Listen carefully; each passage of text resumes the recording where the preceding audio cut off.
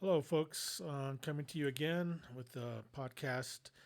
I haven't done one in a while. I'm trying out some new lights here on the sides that I really like. Picked them up tonight at Walmart, of all places. Little tripods and USB powered. And this way, it gets away from using a ring light that's usually right here around my camera that makes me really blink a lot because looking at it, that's the one deficiency about these kind of setups, but this should be a little bit better. And today I'm going to talk to you about a book I wrote because I call myself the end times writer. So I should write something if I'm going to be dealing with the end times. So here's what I wrote a couple years ago, and I show it to you here. This little book, I self-published it. It's Istanbul is Mystery Babylon, and then the subtitle there, The Bible Prophecy Investigated. And what you see is a picture of Istanbul. Then the little bubble line says, Discover why Rome cannot be Mystery Babylon. And there's my name, Ernest Serrano. It's a short book. It's less than 60 pages, but you'll find out this is original research I did, jam packed with facts of history, geography, and biblical investigation. I believe this is the best choice for who Mystery Babylon is of anything anyone's written because I've searched online and I think everybody else is off on this. So I'm saying I got the right view, most likely.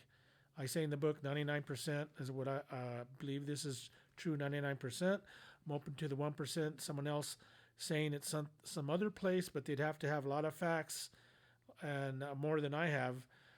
And I'll tell you why as we get into this right now. By the way, you can get this on Amazon right now. It's self-published Kindle. There's a in-print like this one or ebook, either way. But let me get to it now.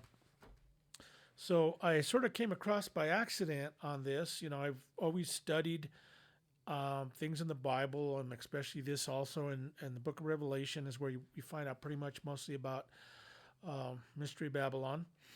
And you'd be surprised. People have all kinds of ideas. You'll hear all kinds of Christian preachers, teachers, prophecy teachers talking about Mystery Babylon. Some saying it's a country, some saying it's America, some saying it's an evil New World system, some saying this or that, right? It's this city, it's that city. Well, let's debunk all that right away and read the Bible and just let it tell us what it says about Mystery Babylon. Okay, so you start off in Revelation 17, chapter 17. I'll read it to you pretty quick. Here, I got the Bible open here. I'm going to read it to you.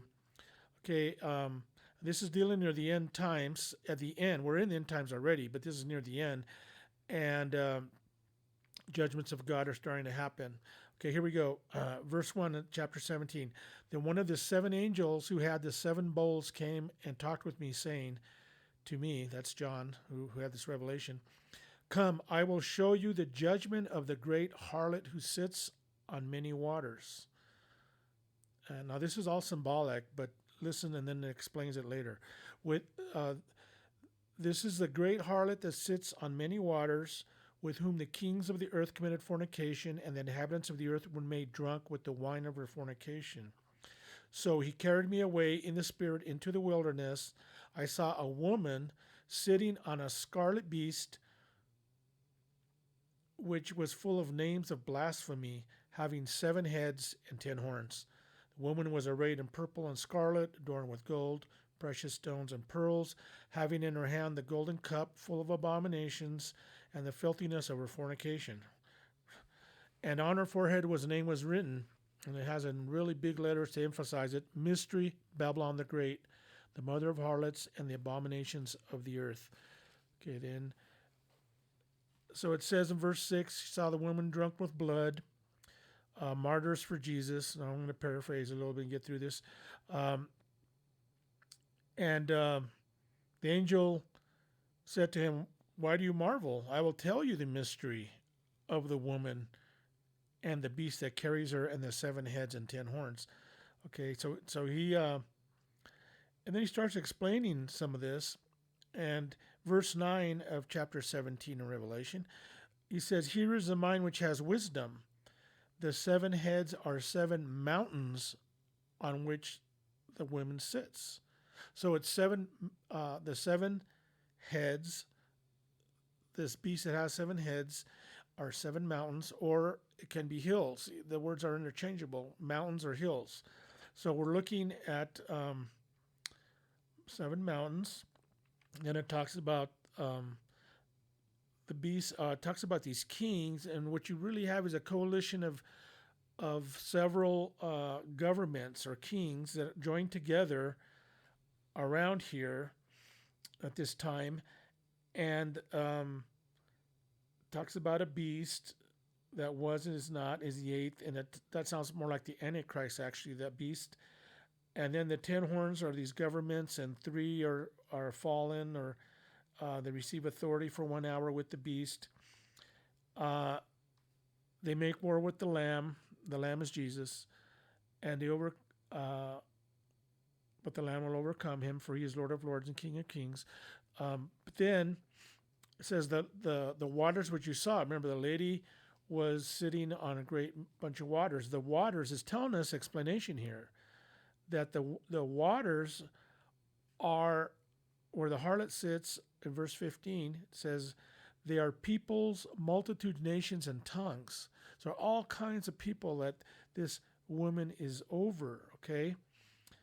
And so eventually God judges her and burns her completely, and uses other people to come against her, countries come against her. But what is she? Here we keep going. It says, verse 18, this is very key, and this will eliminate a lot of things I said. A lot of people say, they think, if they just read it, it'll give you the explanation. Verse 18 of chapter 17. The woman whom you saw is that great city which reigns over the kings of the earth. Okay, so this harlot is a city, and it's located geographically somewhere on 7 hills or mountains. And there's all kinds of people of all nations that she's over. The city is over. Okay. Now it goes on and it describes more in chapter 18 and 17, 18, and a little bit, not too much more, maybe 16, and mentions a word or two, but it's pretty much mostly chapter 17 and 18 that talks the most about Mystery Babylon. So when I wrote my book, okay, I was like, it's interesting how I came to find out, to me, how it was Istanbul. I won't say it here, but I was reading a novel. I read a lot of novels. And I was reading an old novel that I had read this author, all his books over years, and somehow this book popped up a couple years back, and I never read it, and I read everything else he wrote. And in that story, he mentions one little sentence. The character is in the Middle Ages, and he's going on a trip to look for his lost father, and he's headed toward Istanbul.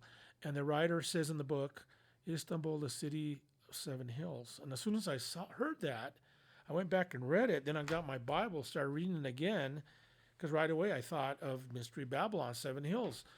Istanbul and 7 hills? I never even heard that. Well, I did an internet search, and I started from there, and I got hot on the trail. I was like a hound after the scent. Roo, roo. I was going for it. I started looking, I started looking and looking online and looking at a lot of stuff. I barely remembered. Istanbul is somewhere in Europe, I guess. I don't even remember. I had to look.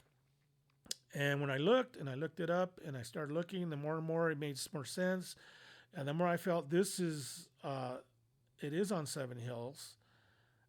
And okay, and just so people, if you haven't been dealing with this prophecy a lot, or if you're new to being a Christian and you don't know a lot about what goes on with this, most people, and I've heard this, I've been a Christian for over 40 years, most people will say that Mystery Babylon, okay, if they say it's anything but a city, they're wrong. But even when they get it right and they say it's a city, they'll say it's like all kinds of cities, and the number one city that comes up is Rome, Rome, Italy, because it is situated on seven hills.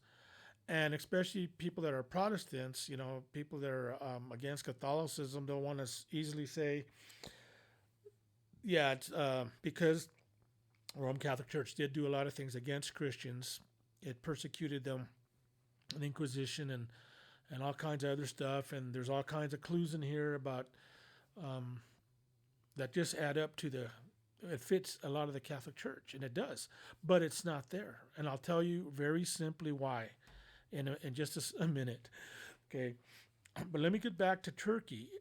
Turkey is the country that Istanbul is in. Turkey is a lot in the news lately if you hear certain things. Um, right above Israel, keep going up Syria, and right after Syria on the top is Turkey. And the interesting thing about Turkey, it's got a lot of biblical related history, so to speak. In Revelation, when the book starts off in the first few chapters, it talks about John's letter to the churches, and I believe the seven churches. All those churches were located in what is now modern Turkey, all of them. There's also something in the book of Acts. It's excuse me. Um, there's something mentioned in there. I mentioned in this book, and I'm not going to go over it here, but it's the religious aspect to it. Why I won't say it here to keep it short. You'll have to read the book. But the thing is, why do why does it say that in the book, the Bible? Let me see. Why has she spread her fornication all over the world? Well, it's talking about a spiritual fornication, something, a false religion, actually. Why she spread, that's what she's not talking about literally physical relations. She's talking, in the Bible, it's talking about spiritual fornication. In other words, not being faithful to God, but to other gods. And so that's not being faithful to God. And you'll get if you read this more and more, over the book of Revelation, you'll see that. And I give that explanation in the book, and a lot of history, a lot of things in here I'm missing that are awesome that I found out I didn't know, and you'll find out for yourself.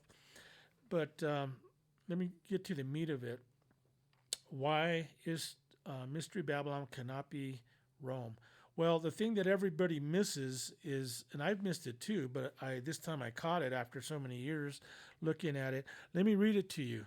In Revelation 18, okay, God says he's going to judge Mystery Babylon, the city. He's going to judge it in those end times. And right before he does, he's actually going to give an angel to go around and warn people, come out of her, come out of Babylon, because God's going to judge her. He's actually going to give a warning.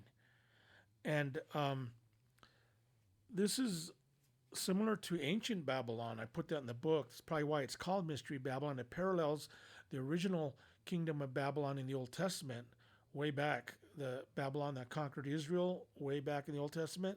A lot of similarities. And God's people were also warned that about going to Babylon, and then God judged Babylon also. So one thing about Mystery Babylon, it's a great city, not just a city, it says it's a great city. The kings of the earth do trade with it.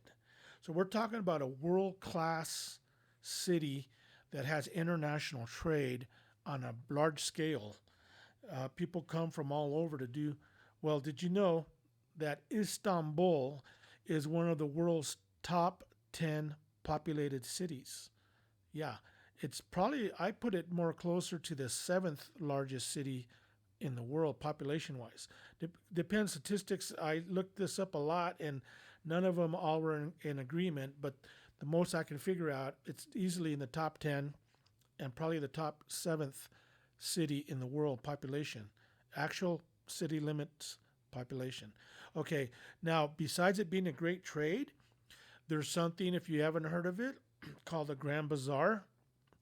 This is one of the most ancient markets that's still around from ancient times before Columbus sailed to go around parts of the world. This Grand Bazaar already existed, hundreds of years old. There's hundreds of shops there, and it's a Grand Bazaar, sells like almost anything there. It's blocks long. Oh, and now we get to another part of commerce, though, and another clue that is missed. Okay, I'll read it in chapter 18 of Revelation.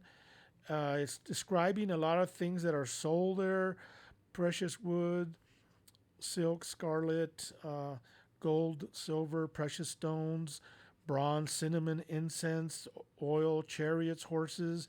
And I describe some of these things and in my book mention on them a little bit more to bring out how these clues match up with Istanbul. And but in the past and now, some of them, verse 15 of chapter 18, I'll read it. Verse 15, the merchants of these things who became rich by her will stand at a distance in fear of her torment, weeping and wailing, saying, alas, alas, that great city that was clothed in fine linen, purple and scarlet, and adorned with gold and precious stones and pearls. Verse 17, for in 1 hour such great riches came to nothing, and every shipmaster, I'll say that again, every shipmaster, all who travel by ship, sailors, and as many as trade on the sea, stood at a distance and cried out when they saw the smoke of her burning, saying, what is like this great city? Folks, right there, multiple times it's referring to the ocean, sailors, ships. This is a world-class international port city. It's right there, verse 17.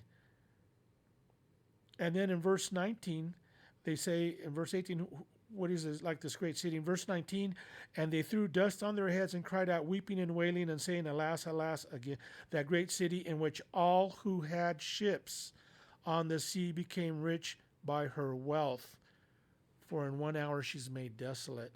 So here is the big thing that everybody misses, and I've missed it. Mystery Babylon is a great city. Mystery Babylon is a great city of commerce. Mystery Babylon is located on 7 hills. Mystery Babylon is located by the ocean, by the seas, at least, right? It's over all kinds of people. These are, when I put my book, I put these as major clues, 4 major clues, and all the other clues are minor clues, and lots of them. There are lots of clues. I didn't even get into all of them because I think I more than made my point with what I wrote, and it would have, I like to get to the point and not just keep going. So let's do with this podcast also. Okay, so it's a seaport city, and you'll see that Istanbul is known for 7 hills, and it's a seaport city. It also has a history of Christians, and that's what happened in the history of Istanbul. Remember, its name wasn't always Istanbul. It had a name before that, and it's located in what was Turkey now. It's actually parts of Asia or Asia Minor, and what's unique about Istanbul, it's on the northern part of Turkey, and it's part of this city. About half the city is actually in the continent of Europe, or over in Europe, and the other part is in Asia, Asia Minor, we call it, where Turkey is, and it's separated by the Bosphorus, which is a big canal, sort of like the Panama Canal, the Bosphorus, and it's one of the largest natural kind of channels like that allows for hundreds of great ships of commerce. You can have this area is known for having more ship traffic than down in the Suez Canal or the Panama Canal several times over. And just in my book, I was writing it when I was writing this book. Now it's done. They were building the world's largest airport is now located in Istanbul. The Bosphorus also has another channel of water near it, the Golden Horn. They're expanding that and allowing for even more sea trade, more large ships. When I say ships, we're talking about, these could be large military ships, oil tankers, uh, all these cargo ships that are massive international ships. You need deep water.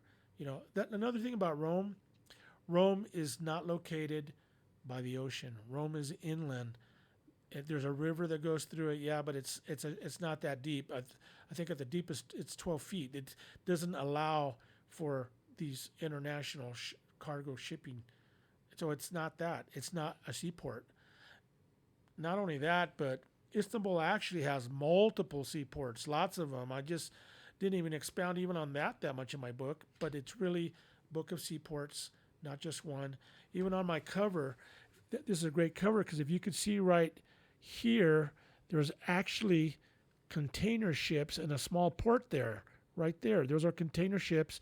You can even see the crane over right about there is a shipping crane, and the water and the hill. That mosque is on one of the seven hills. See how it's elevated looking down, and part of that, are you looking across, is Turkey, and one part of it's actually on Europe. This old mosque here is actually, let me read it, it's on the front cover. It's the Yeni Cami Mosque, or sometimes called the New Mosque. And that's in the older part, that's the older part of Istanbul. Istanbul is an ancient city with modern skyscrapers together in some areas. Because remember, it's got a big history. And it used to be Constantinople. Istanbul used to be Constantinople, named after Constantine, Emperor Constantine. Now, here's what's interesting. Rome, the Seven Hills, when King Constantinople, the emperor of the Roman Empire, they named Constantinople, which became Istanbul, after him, Constantine, or Constantinople. But just like Rome had seven hills, Constantinople or Istanbul now had seven hills. Just like they had the great horse chariot races, they also had those in Constantinople. And that was a new capital after Rome. And not to get into all the history, but eventually the Roman Empire fell, almost all of it, and the last standing part of it was the city of Constantinople, which became Istanbul. And so I'm telling you that it's the best choice. Seven Hills. Oh, yeah, and it had seaports.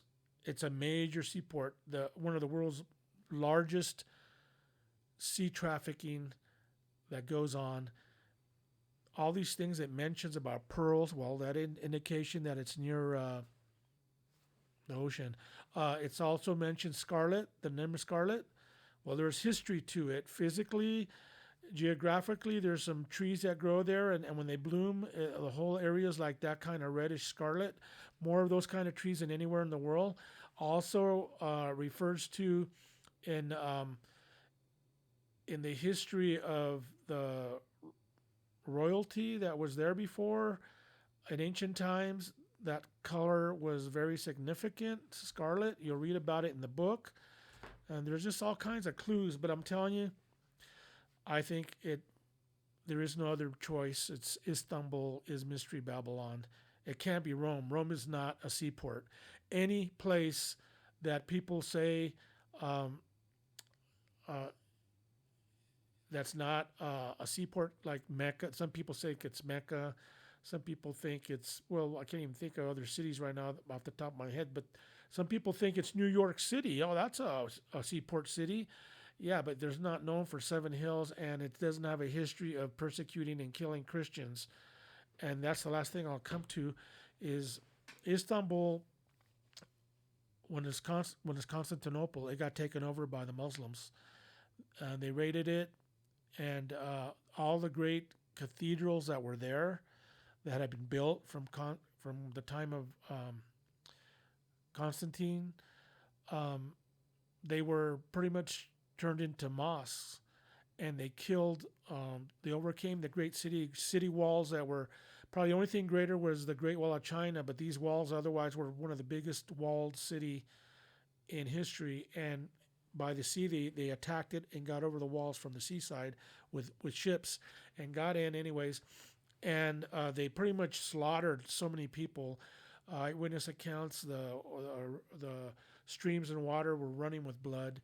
They People went into the big cathedrals for protection, but these people came in there, slaughtered them, raped the nuns, killed them, had all kinds of slavery from that.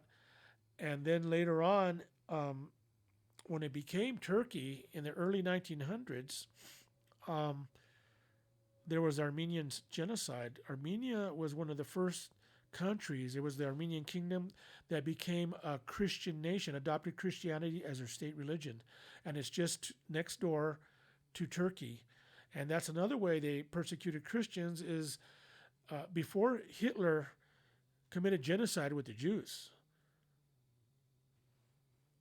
It's very probable they got some